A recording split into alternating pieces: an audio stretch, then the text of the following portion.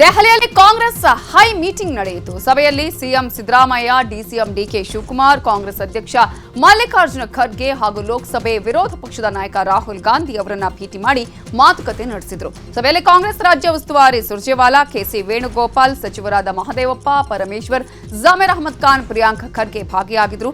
August 29ರ court ತೀರ್ಪಿನ ಸಾಧಕ ಬಾಧಕಗಳ ಬಗ್ಗೆ, ಪ್ರಾಸಿಕ್ಯೂಷನ್ ಬಳಿಕ ಪಕ್ಷದಲ್ಲಿ ಆಗ್ತಾ ಇರುವ ಬೆಳವಣಿಗೆಗಳ ಬಗ್ಗೆ ಚರ್ಚೆ ಮಾಡಿದ್ರು. ಎಲ್ಲಾ ದಾಖಲೆಗಳೊಂದಿಗೆ ತಮ್ಮ ಯಾವ ತಪ್ಪೂ ಇಲ್ಲ ಎಂದು ಹೈಕಮಾಂಡ್ಗೆ ಸಿಎಂ ಸಿದ್ದರಾಮಯ್ಯ ವಿವರಿಸಿದ್ದಾರೆ ಎನ್ನಲಾಗಿದೆ. ಕೋರ್ಟ್ನಲ್ಲಿ ನನ್ನ ಪರವಾಗಿ ತೀರ್ಪು ಬರುವ ವಿಶ್ವಾಸ ಇದೆ. ಕೋರ್ಟ್ ತೀರ್ಪಿನ ಬಳಿಕ ನಿಮ್ಮ ತೀರ್ಮಾನಕ್ಕೆ ಬದ್ಧ ಅಂತ ಸಿಎಂ ಹೇಳಿದ್ದಾರೆ ಎನ್ನಲಾಗಿದೆ. ಸಿಎಂ ವಿರುದ್ಧ ಗವರ್ನರ್ಗೆ ಮತ್ತೊಂದು ದೂರು ದಾಖಲಾಗಿದೆ. ಜಿಲ್ಲಾ ಪಂಚಾಯಿತಿ, ತಾಲೂಕ್ ಪಂಚಾಯಿತಿ ಹಣ ದುರ್ಬಳಕೆ ಮಾಡಲಾಗಿದೆ ಅಂತ ಪರಿಷತ್ ಸದಸ್ಯ ಡಿಎಸ್ ಅರುಣ್ ಗವರ್ನರ್ಗೆ ದೂರು ನೀಡಿದ್ದಾರೆ. 1953 ಕೋಟಿ ಬಳಕೆ ಆಗದೇನೆ ಇತ್ತು. ಅದರಲ್ಲಿ 1494 ಕೋಟಿ ಹಣ ಏನಾಯ್ತು ಅಂತ ದೂರುದಾರ ಅರುಣ್ ಪ್ರಶ್ನಿಸಿದ್ದಾರೆ. ಅಲ್ಲದೆ ಈ ಹಣದ ಬಳಕೆ ಬಗ್ಗೆ ತನಿಖೆ ಆಗಬೇಕು ಅಂತ ಪರಿಷತ್ ಸದಸ್ಯ ಡಿಎಸ್ ಅರುಣ್ ಆಗ್ರಹಿಸಿದ್ದಾರೆ. ಕಳೆದ ಬೆಳಗಾವಿ ಅಧಿವೇಶನದಲ್ಲಿ ಒಂದು ಕ್ವಶನ್ ಅನ್ನ ಕೇಳಿದ್ದೆ. ಇಡೀ ರಾಜ್ಯದಲ್ಲಿ ZP ಮತ್ತೆ TP ಮತ್ತು ನಿಗಮಗಳು ಈ ಮೂರು ಕಡೆಯಿಂದ ಎಷ್ಟು 22, 23ಕ್ಕೆ ಎಷ್ಟು ದುಡ್ಡು ಉಳಿಕೆ ಆಗಿದೆ ಅಂತ ಕೇಳಿದ್ದೆ ನಾನು. ಅವಾಗ ನನಗೊಂದು ಉತ್ತರ ಕೊಟ್ಟಿದ್ದಾರೆ ಅವರು. TPಲಿ 1494 ಕೋಟಿ, ZPಲಿ 595 ಕೋಟಿ ಉಳಿಕೆ ಆಗಿದೆ ಅಂತ ಕೊಡ್ತಾರೆ. ಉಳಿಕೆಯಾದ ಮೊತ್ತವನ್ನ ಏನಕ್ಕೆ ಉಪಯೋಗಿಸಿದೀರಾ ಅಂತ ಕೇಳಿದ್ದೆ ನಾನು. Recovery of first redemption of expenditure ಅನ್ನ ಕೊಟ್ರು, ಎಷ್ಟು ಉಳಿಕೆ ಆಗಿದೆ ಅಂತ. ಆಮೇಲೆ ಅದನ್ನ ಹೆಡ್ ಆಫ್ ಅಕೌಂಟೇ ಚೇಂಜ್ ಮಾಡಿ ರಿಕವರಿ ಆಫ್ ಎಕ್ಸೆಸ್ ಪೇಮೆಂಟ್ ಅಂತ ತಗೊಂಡಿದ್ದಾರೆ. ಬಹಳ ಚೆನ್ನಾಗಿ ಉತ್ತರ ಕೊಟ್ಟಿದ್ದಾರೆ ಮಾನ್ಯ ಸಿದ್ದರಾಮಯ್ಯನವರು. ಟ್ರೆಜರಿಲೂ ಈ ದುಡ್ಡು ಜಮಾ ಆಗಿಲ್ಲ, 1494 ಕೋಟಿ ಜಮಾ ಆಗಿಲ್ಲ. ಆ ದುಡ್ಡು ಎಲ್ಲಿದೆ ಅಂತ ಇಲ್ಲಿವರೆಗೂ ನನಗೆ ಉತ್ತರ ಕೊಟ್ಟಿಲ್ಲ. ಹಗರಣದ ಬೆನ್ನಲ್ಲೇ ಸಿಎಂ ಸಿದ್ದರಾಮಯ್ಯಗೆ ಮತ್ತೊಂದು ಹೊಸ ಟೆನ್ಷನ್ ಶುರುವಾಗಿದೆ. ಸಿಎಂ ಲಂಚ ಪಡೆದಿದ್ದಾರೆ ಎನ್ನಲಾದ ಟರ್ಫ್ ಕ್ಲಬ್ನ ಹಳೆ ಕೇಸ್ಗೆ ಮತ್ತೆ ಮರುಜೀವ ಬಂದಿದೆ. ಬಿಜೆಪಿ ಮುಖಂಡ ಎನ್ಆರ್ ರಮೇಶ್ ಕೊಟ್ಟ ಖಾಸಗಿ ದೂರು ಆಧರಿಸಿ ಜನಪ್ರತಿನಿಧಿಗಳ ನ್ಯಾಯಾಲಯವು ಲೋಕಾಯುಕ್ತ ತನಿಖಾಧಿಕಾರಿಗೆ ಶೋಕಾಸ್ ನೋಟಿಸ್ ಜಾರಿ ಮಾಡಿದ್ದಾರೆ. ಪ್ರಕರಣದ ತನಿಖೆ ಬಗ್ಗೆ ಸ್ಪಷ್ಟನೆ ನೀಡಿಲ್ಲ. ಸ್ಪಷ್ಟ ಉತ್ತರ ನೀಡುವಂತೆ ಶೋಕಾಸ್ ನೋಟಿಸ್ ಅನ್ನು ಕೋರ್ಟ್ ಜಾರಿ ಮಾಡಿದೆ. ಈ ಮೂಲಕ ಸಿಎಂಗೆ ಮತ್ತೊಂದು ಟೆನ್ಷನ್ ಶುರುವಾಗಿದೆ. ಸಿಎಂ ಸಿದ್ದರಾಮಯ್ಯ ಅವರ ಬೆನ್ನಲ್ಲೇ ಸಚಿವ ಸಂಪುಟದ ಸಚಿವರೊಬ್ಬರಿಗೆ ಪ್ರಾಸಿಕ್ಯೂಷನ್ ಸಂಕಷ್ಟ ಎದುರಾಗಿದೆ. ಸಚಿವ ಎಂಬಿ ಪಾಟೀಲ್ ವಿರುದ್ಧ ಪ್ರಾಸಿಕ್ಯೂಷನ್ಗೆ ಅನುಮತಿಯನ್ನ ನೀಡುವಂತೆ ರಾಜ್ಯಪಾಲರಿಗೆ ಸಾಮಾಜಿಕ ಕಾರ್ಯಕರ್ತ ದಿನೇಶ್ ಕಲ್ಲಹಳ್ಳಿ ದೂರು ನೀಡಿದ್ದಾರೆ. ಪ್ರಾಸಿಕ್ಯೂಷನ್ಗೆ ಅನುಮತಿ ನೀಡುವಂತೆ ಒತ್ತಾಯಿಸಿದ್ದಾರೆ. ಈ ಬಗ್ಗೆ ಬೆಂಗಳೂರಿನಲ್ಲಿ ಸುದ್ದಿಗೋಷ್ಠಿ ನಡೆಸಿದ ಎಂಬಿ ಪಾಟೀಲ್, ರಾಜ್ಯದ ಎಲ್ಲಾ ಕಡೆ ಸಿಎ ನಿವೇಶನಗಳಿಗೆ ಅರ್ಜಿಯನ್ನು ಆಹ್ವಾನಿಸಿದ್ದೇವೆ. ಸಿಎ ಸೈಟು ಹಂಚಿಕೆ ಟೆಂಡರ್ ಪ್ರಕ್ರಿಯೆ ಅಲ್ಲ. ಸಿಂಗಲ್ ಸೈಟ್ ಆದ್ರೆ ರಿಜೆಕ್ಟ್ ಮಾಡಬಹುದು. 41 ಕಡೆ ಸಿಎಂ ಸೈಟ್ಗೆ ಸಿಂಗಲ್ ಅಪ್ಲಿಕೇಶನ್ ಬಂದಿತ್ತು. 2ನೇ ಬಾರಿ ಸಿಂಗಲ್ ಅಪ್ಲಿಕೇಶನ್ ಬಂದ್ರೆ ಪರಿಗಣಿಸ್ತೇವೆ. ಇನ್ನು SC STಗೆ ಸಿಎ ಸೈಟ್ ಹಂಚಿಕೆಯಲ್ಲಿ ಮೀಸಲಾತಿ ಇರಲಿಲ್ಲ. ಆದ್ರೆ ನಾನು 24.1% ಮೀಸಲಾತಿಯನ್ನ ನೀಡಿದ್ದೇನೆ. ಇನ್ನು ರೂಲ್ 7ನೇ ನಿಯಮವನ್ನ ಉಲ್ಲಂಘಿಸಿದ್ದಾರೆ ಅಂತ ಆರೋಪ ಮಾಡ್ತಿದ್ದಾರೆ. ಆದ್ರೆ ನಾವು ಪೇಪರ್ ನೋಟಿಫಿಕೇಶನ್ ಅನ್ನ ಕೊಟ್ಟಿದ್ದಲ್ಲದೆ ವೆಬ್ಸೈಟ್ ನಲ್ಲೂ ಕೂಡ ಪ್ರಕಟವನ್ನ ಮಾಡಿದ್ದೇವೆ ಎಂದಿದ್ದಾರೆ. ಅದಕ್ಕೇನೆ ಅದನ್ನ ಹೆದರ್ಕೋಬೇಕಾಗಿಲ್ಲ. 193 ಕೊಡ್ತಿದ್ದೆ. ಉಲ್ಟಾ ನಾನು ಸಿಂಗಲ್ ಇದ್ದು ರಿಜೆಕ್ಟ್ ಮಾಡಿದ್ದೀನಿ. ಸಿಂಗಲ್ ಇದ್ದು ರಿಜೆಕ್ಟ್. ಎಷ್ಟಾಗಿದೆ ಸಿಂಗಲ್? 41 ಸಿಂಗಲ್ ಬಂದಿತ್ತು. ಅಂದ್ರೆ ಪರ್ಮಿಷನ್ ಆಗ್ತಾರೆ. 41 ಸಿಂಗಲ್ ಆಗಿತ್ತು. ಆ ಸಿಂಗಲ್ ಕೊಟ್ಟಿದ್ದು ಎಷ್ಟು ಹಾಕಿದ್ರಿ ಈಗ? ಅದು 96 ಎಕ್ಸ್ಟ್ರಾ 96 ಅಲ್ಲ. 1 ನಿಮಿಷ ಪ್ಲೀಸ್ ಇಯರ್. 41 ಸಿಂಗಲ್ ಅಪ್ಲಿಕೇಶನ್ಸ್ ಬಂದಿತ್ತು. ಆ 41 ಕೊಟ್ರೆ ಈಗ 42 plus 90 acre. How many people number? 41. ಈಗ ಎಷ್ಟು ಕೊಟ್ಟಿವ್ರಿಗೆ? ಎಷ್ಟು? 42 ಮಂದಿ ತಗೊಂಡವ್ರಿಗೆ 43 96 ಏಕರ್ಸು. ಸಿಎಂ ವಿರುದ್ಧ ಮೂಡ ಹಗರಣದ ಆರೋಪ ಕೇಳಿ ಬಂದಿರುವ ಹಿನ್ನೆಲೆಯಲ್ಲಿ ಈಗಾಗಲೇ ಬಿಜೆಪಿ ಜೆಡಿಎಸ್ ನಾಯಕರು ಪಾದಯಾತ್ರೆ ಮಾಡುವ ಮೂಲಕ ಸರ್ಕಾರದ ವಿರುದ್ಧ ಕಿಡಿಕಾರಿದ್ರು. ಈಗ ಮತ್ತೊಂದು ಹಂತದ ಹೋರಾಟಕ್ಕೆ ಬಿಜೆಪಿ ಬಣ ರೆಡಿಯಾಗಿದೆ. ಸಿಎಂ ಸಿದ್ದರಾಮಯ್ಯ ಅವರ ಇಮೇಜ್ ಅನ್ನು ಕುಗ್ಗಿಸುವುದಕ್ಕೆ ಹೊಸ ತಂತ್ರಗಾರಿಕೆ ಮಾಡುವುದಕ್ಕೆ ತಯಾರಿ ನಡೆಸ್ತಾ ಇದೆ. ಇದಕ್ಕಾಗಿ ಜಿಲ್ಲಾ, ತಾಲೂಕು ಕೇಂದ್ರಗಳಲ್ಲಿ ಪ್ರತಿಭಟನೆ ನಡೆಸಲು ಸಿದ್ಧತೆಯನ್ನ ಮಾಡಿಕೊಳ್ಳಲಾಗುತ್ತಿದ್ದು, ಹಳ್ಳಿ, ಗ್ರಾಮ ಪಂಚಾಯಿತಿ, ಹೋಬಳಿಗಳಲ್ಲೂ ಹೋರಾಟ ಮಾಡುವುದಕ್ಕೆ ಮುಂದಾಗಿದೆ. ಪೋಸ್ಟರ್ ಅನ್ನು ಅಂಟಿಸಿ ಭಿತ್ತಿಪತ್ರ ಹಂಚಿ ಹೋರಾಟಕ್ಕೆ ಸಿದ್ಧತೆಯನ್ನ ಮಾಡಿಕೊಳ್ಳಲಾಗುತ್ತಿದೆ. ಮೂಡಾದಲ್ಲಿ 5,000 ಕೋಟಿ ಹಗರಣ ನಡೆದಿದೆ ಅಂತ ಹುಬ್ಬಳ್ಳಿಯಲ್ಲಿ ಬಿಜೆಪಿ ರಾಜ್ಯಾಧ್ಯಕ್ಷ BY ವಿಜೇಂದ್ರ ಆರೋಪ ಮಾಡಿದ್ದಾರೆ. ವಾಲ್ಮೀಕಿ ಹಗರಣದಿಂದ ಶುರುವಾದ ಘಟನೆಗಳು ಒಂದೊಂದಾಗಿ ಬೆಳಕಿಗೆ ಬರ್ತಿವೆ. ಸಿದ್ದರಾಮಯ್ಯ ಅವರು ಮುಖ್ಯಮಂತ್ರಿ ಆದ ನಂತರದಲ್ಲಿ ಮೂಡಾದಲ್ಲಿ 5,000 ಕೋಟಿಗೂ ಮಿಗಿಲಾದ ಹಗರಣ ನಡೆದಿದೆ. ಮೂಡಾ ಹಗರಣವನ್ನ ಸಿಬಿಐ ತನಿಖೆಗೆ ಕೊಡಬೇಕು, ಸಿದ್ದರಾಮಯ್ಯ ಸಿಎಂ ಸ್ಥಾನಕ್ಕೆ ರಾಜೀನಾಮೆ ಕೊಡಲೇಬೇಕು ಅಂತ ಆಗ್ರಹಿಸಿದರು. ಮೂಡಾ ಹಗರಣ ಒಟ್ಟಾರೆಯಾಗಿ 14 ನಿವೇಶನಗಳು ಜೊತೆಗೆ 5,000 ಕೋಟಿಗೂ ಹೆಚ್ಚು ಮಿಗಿಲಾಗಿರ್ತಕ್ಕಂಥ ಹಗರಣ ಮಾನ್ಯ ಮುಖ್ಯಮಂತ್ರಿಗಳು ಸಿಬಿಐ ಇಂದನೇ ತನಿಖೆ ಆಗಬೇಕು, ಸಿಬಿಐ ತನಿಖೆ ಕೊಡಬೇಕು ಅಂತೇಳಿ ನಾವು ಆಗ್ರಹವನ್ನು ಮಾಡ್ಕೊಂಡು ಬಂದಿದ್ದೇವೆ. ಮಾನ್ಯ ಮುಖ್ಯಮಂತ್ರಿಗಳು ಸಿದ್ದರಾಮಯ್ಯನವರ ಒಂದು ಸಮಾಜವಾದಿ ಮುಖವಾಡ ಕಳಚಿ ಬಿದ್ದಿರ್ತಕ್ಕಂಥದ್ದು, ಒಂದು ಭ್ರಷ್ಟಾಚಾರದ ಕಳಂಕ ಇವತ್ತು ಅವರು ಮೆಚ್ಕೊಂಡಿರ್ತಕ್ಕಂಥದ್ದು. ಇದರ ಪರಿಣಾಮ ತಮ್ಮ ಸ್ಥಾನಕ್ಕೆ, ಮುಖ್ಯಮಂತ್ರಿ ಸ್ಥಾನಕ್ಕೆ ರಾಜೀನಾಮೆ ಕೊಡ್ತಾರೆ. ದರ್ಶನ್ ಜೈಲು ಡೈರಿಗೆ ಸಂಬಂಧಪಟ್ಟಂತೆ ಯಾವೆಲ್ಲ ಸುದ್ದಿಗಳಿದೆ ಅಂತ ನೋಡ್ತಾ ಹೋಗೋಣ. ರೇಣುಕಾಸ್ವಾಮಿ ಕೊಲೆ ಪ್ರಕರಣದ ಸಂಬಂಧ ತನಿಖೆ ಬಹುತೇಕ ಮುಕ್ತಾಯ ಹಂತಕ್ಕೆ ಬಂದು ತಲುಪಿದೆ. ಈ ಹಿನ್ನೆಲೆ ಸೆಪ್ಟೆಂಬರ್ 9ರೊಳಗೆ ಚಾರ್ಜ್ ಶೀಟ್ ಸಲ್ಲಿಕೆ ಮಾಡಲಾಗ್ತಿದೆ ಅಂತ ಪೊಲೀಸ್ ಕಮಿಷನರ್ ದಯಾನಂದ್ ಹೇಳಿದ್ದಾರೆ. ಈ ಕುರಿತು ಇಂದು ಮಾತನಾಡಿದ ಅವರು, ತನಿಖೆ ಬಹುತೇಕ ಮುಗಿದಿದೆ. ಹೈದರಾಬಾದ್ ಎಫ್ಎಸ್ಎಲ್ನಿಂದ ಎಲ್ಲ ವರದಿಗಳು ಬಂದಿವೆ. ಕೆಲ ಪೂರಕ ದಾಖಲೆಗಳಿಗಷ್ಟೇ ಬರಬೇಕಾಗಿದೆ. 90 ದಿನದ ಒಳಗೆ ಚಾರ್ಜ್ ಶೀಟ್ ಸಲ್ಲಿಕೆ ಮಾಡಬೇಕು. ಹಾಗಾಗಿ ಸೆಪ್ಟೆಂಬರ್ 9ರೊಳಗಾಗಿ ಚಾರ್ಜ್ ಶೀಟ್ ಸಲ್ಲಿಕೆ ಮಾಡ್ತೇವೆ ಎಂದಿದ್ದಾರೆ. ರೇಣುಕಾಸ್ವಾಮಿ ಕೊಲೆ ಪ್ರಕರಣಕ್ಕೆ ಸಂಬಂಧಪಟ್ಟಂತೆ ಈಗಾಗಲೇ ಈ ಹಿಂದೆ ಹೇಳಿದ ಹಾಗೆ ಬೆಂಗಳೂರು ನಗರ ಎಫ್ಎಸ್ಎಲ್ಗೆ ಸಂಬಂಧಿಸಿದಂತೆ ಎಲ್ಲ ವರದಿಗಳು ನಮ್ಮ ಕೈ ಸೇರಿವೆ. ಅದಕ್ಕೆ ಪೂರಕವಾಗಿ ಇನ್ನೂ ಕೆಲವೊಂದು ಮಾಹಿತಿಗಳನ್ನು ನಾವು ಕೇಳಬೇಕಾಗ್ತದೆ ಕ್ವೆರಿ ರೂಪದಲ್ಲಿ. ಅದನ್ನು ಪೊಲೀಸರು ಮಾಡ್ತಾ ಇದ್ದಾರೆ. ಜೊತೆಗೆ ಹೈದರಾಬಾದ್ CFSLಗೆ ಕೆಲವೊಂದು ವಿದ್ಯುನ್ಮಾನ ಸಲಕರಣೆಗಳನ್ನು ಕಳಿಸಲಾಗಿತ್ತು, ಎಲೆಕ್ಟ್ರಾನಿಕ್ ಡಿವೈಸಸ್ಗಳನ್ನು. ಅವುಗಳ ಪರಿಶೀಲನೆ ಕೂಡ ಮುಗಿದಿದೆ ಅಂತೇಳಿ ಮಾಹಿತಿ ಬಂದಿದೆ. ಅದರ ಆಧಾರದ ಮೇರೆಗೆ ಅವರು ಕೂಡ ಆ ವರದಿಗಳನ್ನು ನೀಡಲಿದ್ದು, ಈ ಎರಡೂ FSLಗಳ ವರದಿಗಳು ಬಂದ ನಂತರದಲ್ಲಿ ಆದಷ್ಟು ಶೀಘ್ರದಲ್ಲಿ ನಾವು ಅಂತಿಮ ವರದಿನ ನ್ಯಾಯಾಲಯಕ್ಕೆ ಸಲ್ಲಿಸಲಿಕ್ಕೆ ಸಜ್ಜಾಗಿದ್ದಾರೆ. 90 ದಿವಸಗಳ ಒಳಗಾಗಿ ನಾವು ಚಾರ್ಜ್ ಶೀಟನ್ನು ಮಾಡಬೇಕಾಗ್ತದೆ. ಖಂಡಿತವಾಗಿಯೂ 90 ದಿವಸಗಳ ಒಳಗಾಗಿ ಚಾರ್ಜ್ ಶೀಟನ್ನು ಮಾಡ್ತೀವಿ. ರೇಣುಕಾಸ್ವಾಮಿ ಜೈಲಲ್ಲಿರುವ ದರ್ಶನ್ಗೆ ಈಗ ಮತ್ತಷ್ಟು ಸಂಕಷ್ಟ ಎದುರಾಗಿದೆ. ಹೈದರಾಬಾದಲ್ಲಿ ದರ್ಶನ್, ಪವಿತ್ರ ಗೌಡ ಹಾಗೆಯೇ ವಿನಯ್ ಅವರ ಮೊಬೈಲ್ ರಿಟ್ರೀವ್ ಮಾಡಲಾಗಿದೆ. ಇವೆಲ್ಲದರ ಜೊತೆಗೆ ಕೊಲೆಗೆ ಸಂಬಂಧಪಟ್ಟಂತಹ ಸಿಸಿಟಿವಿ ಫುಟೇಜ್ಗಳನ್ನು ಕೂಡ ರಿಟ್ರೀವ್ ಮಾಡಲಾಗಿದ್ದು, ಎಫ್ಎಸ್ಎಲ್ ಅಧಿಕಾರಿಗಳು ವರದಿಯನ್ನು ತೆಗೆದುಕೊಂಡು ಹೋಗೋದಕ್ಕೆ ತನಿಖಾ ತಂಡಕ್ಕೆ ಮಾಹಿತಿ ಕೊಟ್ಟಿದ್ದಾರೆ. ಸದ್ಯ ವರದಿ ತರಲು ಹೈದರಾಬಾದ್ಗೆ ತನಿಖಾ ತಂಡ ತೆರಳಿದೆ. ಇವೆಲ್ಲದರ ಬಗ್ಗೆ ಪೊಲೀಸ್ ಕಮಿಷನರ್ ದಯಾನಂದ್ ಮಾಧ್ಯಮಗಳಿಗೆ ಮಾಹಿತಿ ಕೊಟ್ಟಿದ್ದಾರೆ.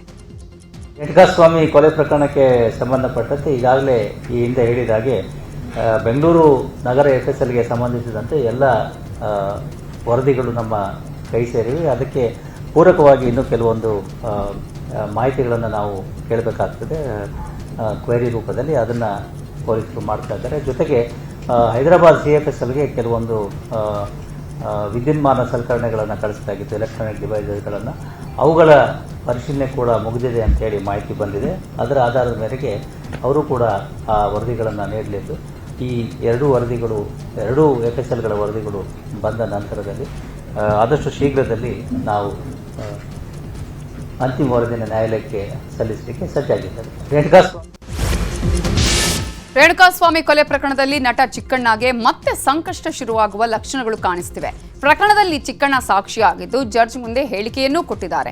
ಪ್ರಕರಣ ಇನ್ನೂ ಕೂಡ ತನಿಖಾ ಹಂತದಲ್ಲಿ ಇರುವಾಗಲೇ ಜೈಲಿಗೆ ಹೋಗಿ ದರ್ಶನನ್ನ ಭೇಟಿಯಾಗಿರುವುದರಿಂದ ಮತ್ತೆ ಸಂಕಷ್ಟ ಎದುರಾಗಿದೆ. ಚಿಕ್ಕಣ್ಣಗೆ ಪೊಲೀಸರು ಕಾರಣ ಕೇಳಿ ನೋಟಿಸ್ ಕೊಡುವ ಸಾಧ್ಯತೆ ಇದೆ.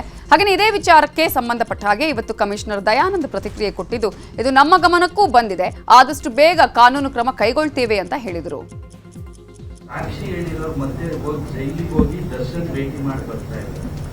ಆ ಅಂಶ ನಮ್ಮ ಪರಿಶೀಲನೆಯಲ್ಲಿದೆ. ಅದು ಯಾವ ರೀತಿ ಕಾನೂನಾತ್ಮಕವಾಗಿ ಪರಿಶೀಲಿಸಿ ಅದರ ಮೇಲೆ ಮುಂದಿನ ಕ್ರಮವನ್ನು ಕೈಗೊಳ್ತೇವೆ. ಅದೇ ಕಾನೂನಾತ್ಮಕವಾಗಿ ಪರಿಶೀಲಿಸಿ ಮುಂದಿನ ಕ್ರಮವನ್ನು ಕೈಗೊಳ್ಳಲಾಗ್ತದೆ. ಯಾವ ರೀತಿ ಮಾಡ್ತೀವಿ ಅನ್ನೋದನ್ನ ಇಲ್ಲಿ ಹೇಳೋದು. ರೇಣುಕಾಸ್ವಾಮಿ ಕೊಲೆ ಪ್ರಕರಣದ ಮತ್ತೊಬ್ಬ ಆರೋಪಿ ಜಾಮೀನು ಅರ್ಜಿ ಸಲ್ಲಿಸಿದ್ದಾರೆ.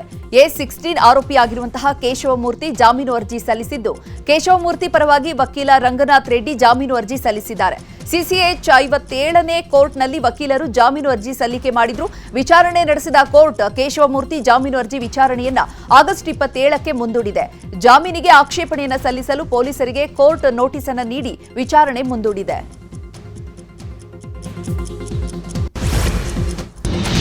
ಜಿಂದಾಲ್ ಕಂಪನಿಗೆ ಸರ್ಕಾರ ಭೂಮಿ ಮಾರಾಟ ವಿಚಾರದ ಕುರಿತು ಹುಬ್ಬಳ್ಳಿಯಲ್ಲಿ ಮಾತನಾಡಿದ ಬಿಜೆಪಿ ನಾಯಕ ಅರವಿಂದ ಬೆಲ್ಲದ್, ಸಂಡೂರು ಭಾಗದ ಮಣ್ಣಿಗೆ ಬಂಗಾರದ ಬೆಲೆ ಇದೆ. ಪ್ರತಿ ಎಕರೆಗೆ ಕೋಟ್ಯಾಂತರ ರೂಪಾಯಿ ಬೆಲೆ ಇದೆ. ಆದರೆ ಕೋಟಿ ಕೋಟಿ ಬೆಲೆಯ ಭೂಮಿಯನ್ನ ಮಾರ್ತಿದ್ದಾರೆ. ಇದೊಂದು ಭ್ರಷ್ಟ ಸರ್ಕಾರ. ಭೂಮಿ ಕೊಟ್ರೆ ನಾವು ಉಗ್ರ ಹೋರಾಟವನ್ನ ಮಾಡ್ತೇವೆ ಅಂತ ಬೆಲ್ಲದ್ ಎಚ್ಚರಿಕೆ ನೀಡಿದ್ದಾರೆ. ಇನ್ನು ಜಿಂದಾಲ್ ಭೂಮಿ ಮಾರಾಟ ಮಾಡುತ್ತಿರೋದನ್ನ ಸಮರ್ಥಿಸಿಕೊಂಡಿರುವ ಡಿಸಿಎಂ ಡಿಕೆ ಶಿವಕುಮಾರ್, ಜಿಂದಾಲ್ನಲ್ಲಿ ಕೈಗಾರಿಕೆಗಳು ಬರಬೇಕು, ಪಾಲಿಸಿ ಪ್ರಕಾರ ನಾವು ಮಾಡಿದ್ದೇವೆ ಎಂದಿದ್ದಾರೆ.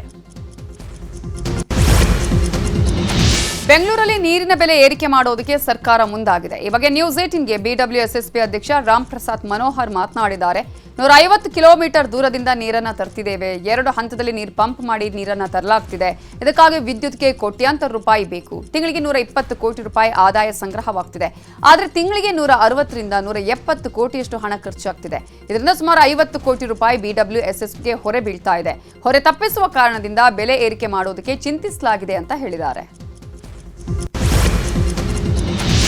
ಮಾಜಿ ಸಂಸದ ಪ್ರಜ್ವಲ್ ರೇವಣ್ಣ ಅತ್ಯಾಚಾರ ಪ್ರಕರಣಕ್ಕೆ ಸಂಬಂಧಪಟ್ಟಂತೆ ಮಾಜಿ ಸಂಸದರ ವಿರುದ್ಧ ಮೊದಲ ಚಾರ್ಜ್ ಶೀಟ್ ದಾಖಲು ಮಾಡಲಾಗಿದೆ. ಲೈಂಗಿಕ ದೌರ್ಜನ್ಯ ಮತ್ತು ಅತ್ಯಾಚಾರ ಪ್ರಕರಣದಲ್ಲಿ ಚಾರ್ಜ್ ಶೀಟ್ ಸಲ್ಲಿಕೆ ಮಾಡಲಾಗಿದೆ. ತನಿಖೆ ನಡೆಸಿ ಸುಮಾರು 2144 ಪುಟಗಳ ದೋಷಾರೋಪ ಪಟ್ಟಿಯನ್ನ ಎಸ್ಐಟಿ ಸಲ್ಲಿಕೆ ಮಾಡಿದೆ. 123 ಸಾಕ್ಷ್ಯಗಳನ್ನು ಸಂಗ್ರಹಿಸಿ ದೋಷಾರೋಪಣೆ ಪಟ್ಟಿಯನ್ನ ಸಿದ್ಧ ಮಾಡಿ 42ನೇ ಜನಪ್ರತಿನಿಧಿ ನ್ಯಾಯಾಲಯಕ್ಕೆ ಎಸ್ಐಟಿ ಸಲ್ಲಿಕೆ ಮಾಡಿದೆ. ಪೋಕ್ಸೋ ಪ್ರಕರಣ ಸಂಬಂಧ ಜೈಲಲ್ಲಿರುವ ಮುರುಘಾಶ್ರೀಗೆ ಬ್ಲಾಕ್ ಮೇಲ್ ಮಾಡೋದಕ್ಕೆ ಸ್ಕೆಚ್ ನಡೆಸಲಾಗಿತ್ತಂತೆ.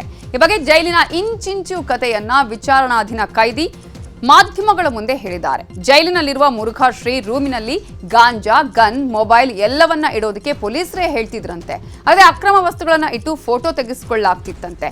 ಸ್ವಾಮೀಜಿ ಬ್ಲಾಕ್ ಮೇಲ್ ಮಾಡೋದಕ್ಕೆ ಈ ರೀತಿ ಎಲ್ಲ ಮಾಡಲಾಗ್ತಿತ್ತು ಅಂತ ಜೈಲರ್ ಮಹಾದೇವಿ ಮರಕಟ್ಟಿ, ಸಿಬ್ಬಂದಿ ಮಣಿಕಂಠ, ಬಸವರಾಜ್ ಕುತುಬುದ್ದೀನ್ ವಿರುದ್ಧ ಗಂಭೀರ ಆರೋಪವನ್ನ ಮಾಡಲಾಗಿದೆ.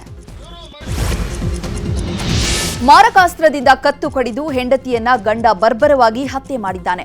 ಉಡುಪಿ ಜಿಲ್ಲೆಯ ಬ್ರಹ್ಮಾವರ ತಾಲೂಕಿನ ಸಾಲಿಗ್ರಾಮ ಕರ್ಕಡದಲ್ಲಿ ಈ ಘಟನೆ ನಡೆದಿದೆ.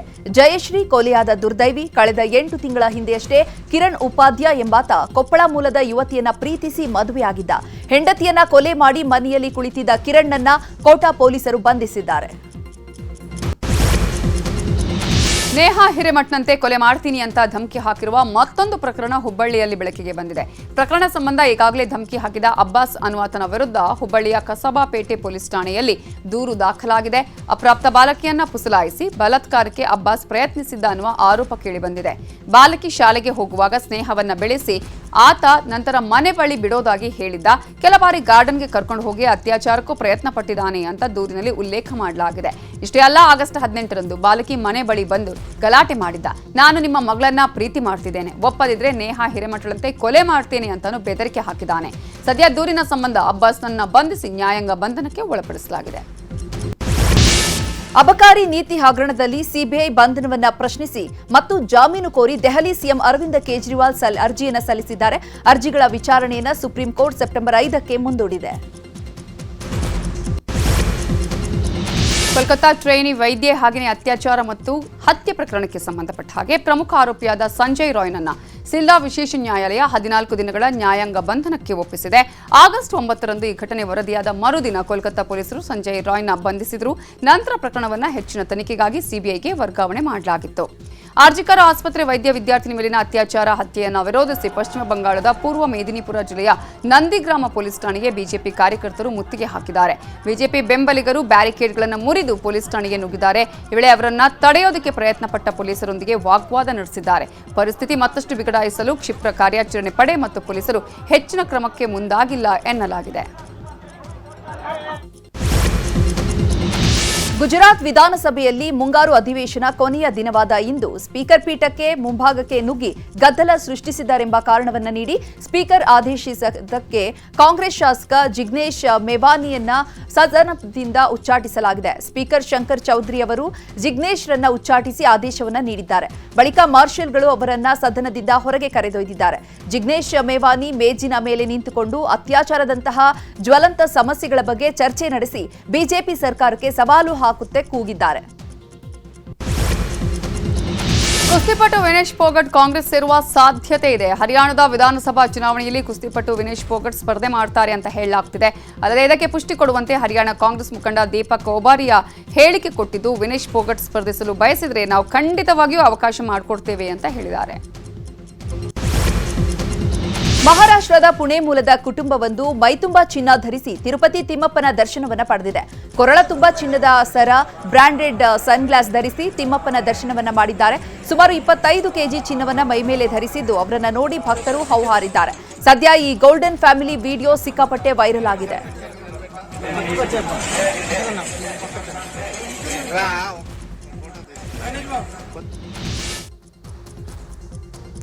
ಅಂತಾರಾಷ್ಟ್ರೀಯ ಮಟ್ಟದಲ್ಲಿ ಏನೆಲ್ಲ ಬೆಳವಣಿಗೆಗಳು ನಡೆದಿದೆ ಅನ್ನೋದು ನೋಡೋಣ ವಿದೇಶ ಸುದ್ದಿಯಲ್ಲಿ.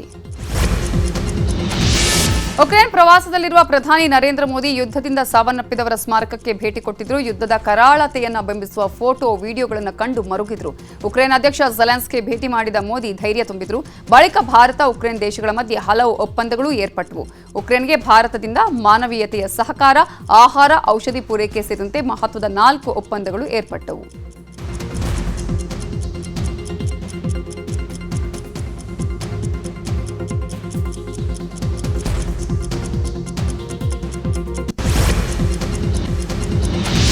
ಪಾಕ್ ಆಕ್ರಮಿತ ಕಾಶ್ಮೀರದ ನಿವಾಸಿ ಜಹೀರ್ ಹುಸೇನ್ ಶಾಹ ಎಂಬಾತನನ್ನ ಭಾರತೀಯ ಸೇನೆ ಜಮ್ಮು ಕಾಶ್ಮೀರದ ಪೂಂಚ್ನಲ್ಲಿ ಬಂಧಿಸಿದೆ. ಉಗ್ರ ಸಂಘಟನೆಯ ಲಷ್ಕರ್ ಎ ತಾಯ್ಬಾ ಗುಂಪಿಗೆ ಮಾರ್ಗದರ್ಶನವನ್ನ ಕೊಡ್ತಿದ್ದನ್ನ ಖಚಿತಪಡಿಸಿಕೊಂಡಿರುವಂತಹ ಈತ ಬಂಧನಕ್ಕೊಳಗಾಗಿದ್ದಾನೆ.